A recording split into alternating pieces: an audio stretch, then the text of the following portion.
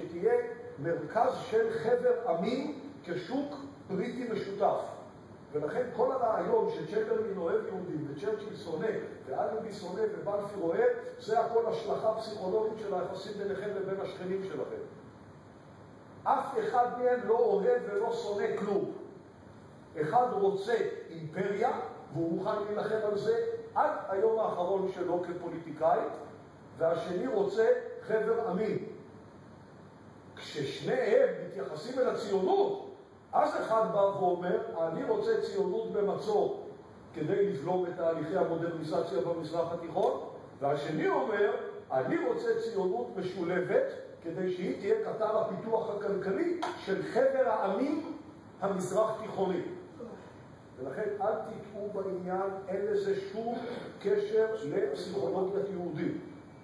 זה הכל מאבק פוליטי פנימי בתוך העילית הבריטית, שכמובן הציונות משיקה לו.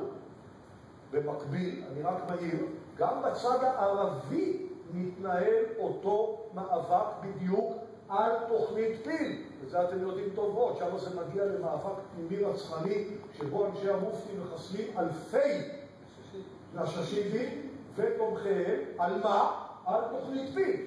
כי בצד הפלסטיני, אל תחשבו, הם מבינים את הכל.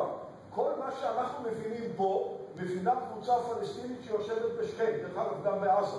ההבדל היחידי שכאן מותר להגיד את זה חופשי, ואם אומרים את זה בעזה, זה סכנת חיים. שב-37, בתוך הצמרת הפלסטינית, עומד מצד אחד חאג' אמין אל-חוסייני, ומצד שני עומד הנששיבי, רג'ב נששיבי, וכל אחד מהם, שימו לב עוד פעם, לא מתייחס אל הציונות, לא שהוא אוהב יהודים, לא שהוא שונא יהודים.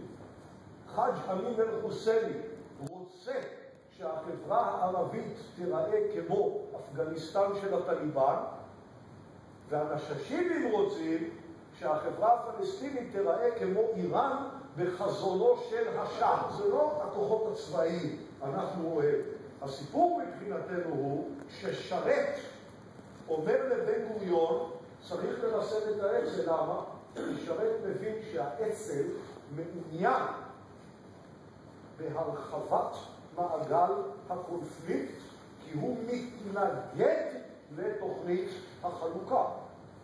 ובן גוריון אומר לשרת, זה לא הזמן למלחמת אחים. כאילו ששרת בעד מלחמת אחים. אתם מבינים שיש כאן כל הזמן את הדינמיקה בין הפוליטיקה לבין אופי הדיון שמתנהל. והתפיסה